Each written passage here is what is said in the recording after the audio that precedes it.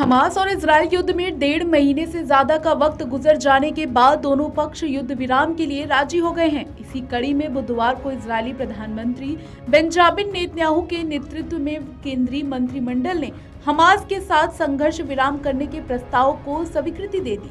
आइए जानते हैं कि आखिर हमास इजराइल के बीच युद्ध विराम का समझौता क्या है, संघर्ष विराम का फैसला क्यों लिया गया, क्या यह युद्ध की समाप्ति का संकेत है, आगे क्या होगा। 7 अक्टूबर से युद्धरत पक्ष हमास और इजराइल आखिरकार युद्ध विराम के लिए तैयार हो गया है। रिपोर्ट्स के अनुसार अमेरिका ने गाजा में 5 दिनों के युद्ध विराम के बदले में दर्जनों बंधकों को रिहा करने के लिए इजराइल और हमास के बीच एक समझौता कराया है।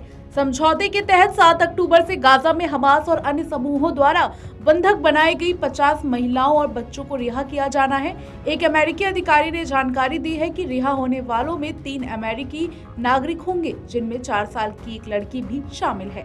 अधिकारियों ने उम्मीद जताई है कि समझौते के तहत पहली रिहाई गुरुवार 23 नवंबर तक होनी चाहिए।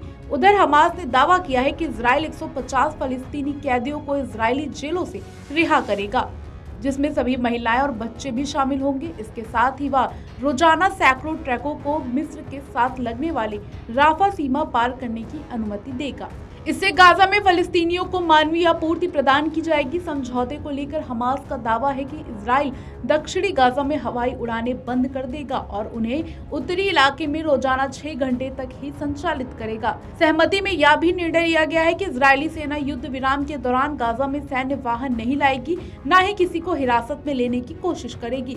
इस बीच नेतन्याहू सरकार ने कहा कि प्रत्येक 10 अतिरिक्त बंधकों की रिहाई के लिए युद्ध विराम को 1 दिन के लिए बढ़ाया जाएगा। 7 अक्टूबर को हमास ने अचानक हमला कर 207 से ज्यादा इजरायली समेत कई देशों के नागरिकों को बंधक बना लिया था। हालांकि 1.5 महीने के बाद भी इन बंधकों की रिहाई न होने के बाद इनके परिजन विरोध प्रदर्शन के लिए सड़क पर उतर आए हैं। इस बीच प्रभावित परिवारों ने सोमवार रात को इजरायली युद्ध कैबिनेट के सदस्यों से मुलाकात की और इसके बाद उन्हें घर लाओ नाम का एक अभियान चलाया। इसके अलावा गाजा में हर दिन खराब होती मानवीय स्थिति के चलते इजराइल पर अंतर्राष्ट्रीय दबाव भी बढ़ रहा है। कहा गया कि इजराइल सेना द्वारा की गई बमबारी और उसके बाद जमीनी आक्रमण ने यहाँ मानवीय संकट पैदा कर दिया है। गाजा में भोजन, पानी, ईंधन और दवाओं की बेहद कमी है। 23 लाख की आबादी वाली गाजा पट्टी में 17 लाख लोग विस्थापित हो गए हैं। इसके अलावा क्षेत्र में मौजूद 36 में से केवल 10 अस्पताल ही फिलहाल काम कर रहे हैं। जानकारों की मानना है कि हमास फिर से संगठित होने के लिए किसी भी युद्ध विराम का इस्तेमाल करना चाहता है। कहा गया है कि हमास धीरे धीरे इजराइल की जेलों में बंद है और अधिक कैदियों को रिहा करने की मांग करके युद्ध विराम बढ़ाने की कोशिश कर सकता है।